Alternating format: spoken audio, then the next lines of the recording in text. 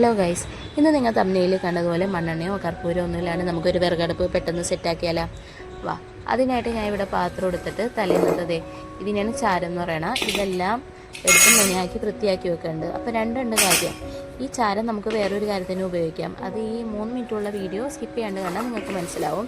പിന്നെ രണ്ടാമത്തെ കാര്യം എന്ന് പറഞ്ഞാൽ നമുക്ക് അടുപ്പ് കത്തിക്കാൻ ഭയങ്കര എളുപ്പമായിരിക്കും.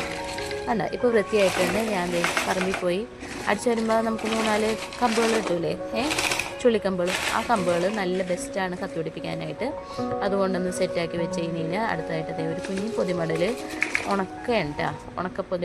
പൊതിമടലിൻ്റെ ഒരു കുഞ്ഞി കഷ്ണം മതി. അതുകൊണ്ടൊന്ന് വെച്ച് അടുത്തതായിട്ട് ഞാനിവിടെ എൻ്റെ കയ്യിലുള്ളതുകൊണ്ട് എടുത്തതാണ്. അടക്കാത്തോണ്ടുള്ളതാണ്, ഉണങ്ങി അടക്കാത്തോണ്ടുള്ളത്. ഇതൊക്കെ എടുത്ത് സൂക്ഷിച്ച് വെക്കണമെങ്കിൽ നമുക്ക് മഴക്കാലത്തൊക്കെ കത്തിപിടിപ്പിക്കാൻ നല്ല ബെസ്റ്റാണ്. ഇനി കത്തിക്കാനായിട്ട് എടുക്കുന്നത് ചൂട്ടാണ്. നല്ല ഉണങ്ങിയ ഓലയുടെ ചൂട്ടുകളാണ്. ഇനി അത് കത്തിച്ച് പയ്യെ കൊണ്ടുവന്ന് വെക്കണം.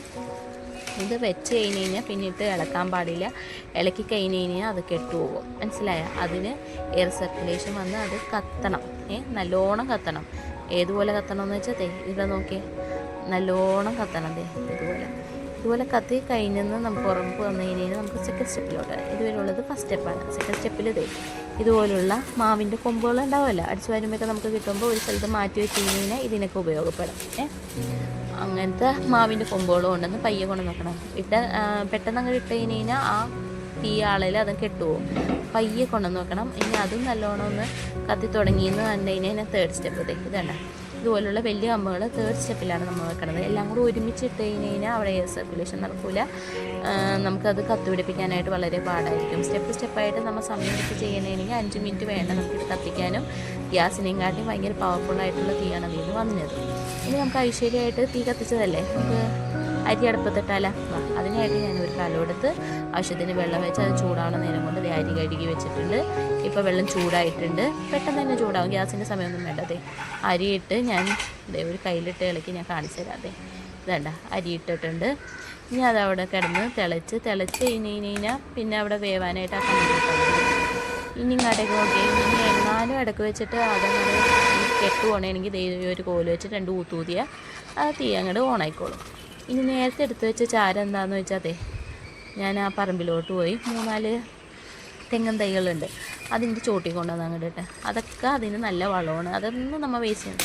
Don't waste anything. ഓക്കെ, ഇനി ബാക്ക് ടു ഇത് വീണ്ടും നോക്കി. എൻ്റെ കൈ പൊള്ളി. എപ്പോഴും നമ്മൾ ശ്രദ്ധിക്കേണ്ടത് എപ്പോഴും നമ്മൾ ഒരു തടുത്തുണി അടുപ്പിൻ്റെ അവിടെ വെക്കണം. എന്നിട്ട് വേണം നമ്മുടെ കാര്യങ്ങളെല്ലാം ചെയ്യാൻ വേണ്ടിയിട്ട്. അപ്പോൾ നോക്കിയപ്പോൾ തിളച്ചിട്ടില്ല. ഇനി നോക്കിയേ, എന്തൊരു കുഴപ്പമുണ്ടല്ലോ. വിറക് ആളി പുറത്തേക്ക് വന്നു. നമ്മൾ വിറക് കത്തിക്കുമ്പോൾ ഇത് നമ്മൾ തള്ളി കൊടുക്കണം. വിറക് ഉള്ളിലോട്ട് തള്ളി കൊടുക്കണം. മനസ്സിലായ? കൈ വെച്ച് ആക്കി കഴിഞ്ഞ് കഴിഞ്ഞാൽ ഇതിൻ്റെ കൈ പൊള്ളും. അതിനായിട്ട് ഇതിൻ്റെ രണ്ടാമത്തെ ഉപയോഗം. ഇതും വെച്ച് ബാക്കിൽ നിന്ന് ഇങ്ങനെ അങ്ങോട്ട് തള്ളി കൊടുത്തു കഴിഞ്ഞ് കഴിഞ്ഞാൽ അതങ്ങോട്ട് ഉള്ളിലോട്ട് പോവുകയും ചെയ്യും. മനസ്സിലായ? ഇതങ്ങോട്ട് നല്ലോണം കത്തി കഴിഞ്ഞ് കഴിഞ്ഞാൽ പിന്നെ അതിൻ്റെ ആവശ്യത്തേക്ക് നോക്കുകയൊന്നും വേണ്ട. ഇതൊക്കെ ഞാൻ ആദ്യമേ പഠിച്ചിട്ട് വന്നല്ല, ഈ ഇടയ്ക്ക് പഠിച്ചതാണ്. യൂട്യൂബൊക്കെ നോക്കി പഠിച്ചതാണ്. പിന്നെ പ്രാക്ടീസ് ചെയ്ത് കഴിഞ്ഞാൽ ഇതൊക്കെ എളുപ്പമുള്ള കാര്യമാണ്. ഇതൊക്കെ തിളച്ച് വന്നിട്ടുണ്ട് കണ്ട. പക്ഷേ വെന്തിട്ടില്ല, തിളച്ചിട്ടുള്ളൂ. അപ്പോൾ വേവാൻ വേണ്ടിയിട്ട് ഞാൻ വെള്ളം ഒരു പാത്രത്തിൽ വെള്ളവും വെച്ചിട്ടുണ്ട്. നമുക്ക് ഇനിയിപ്പോൾ വെള്ളം പോരാന്നുണ്ടെങ്കിൽ കഞ്ഞിയിലോട്ട് വയ്ക്കുക, കുടിക്കുക എന്താണെന്ന് വെച്ചാൽ ചെയ്യാം. വിറക് നമ്മൾ വേസ്റ്റാക്കി കളയരുത്. ഇപ്പോൾ തിളച്ച് വെന്ത് വന്ന്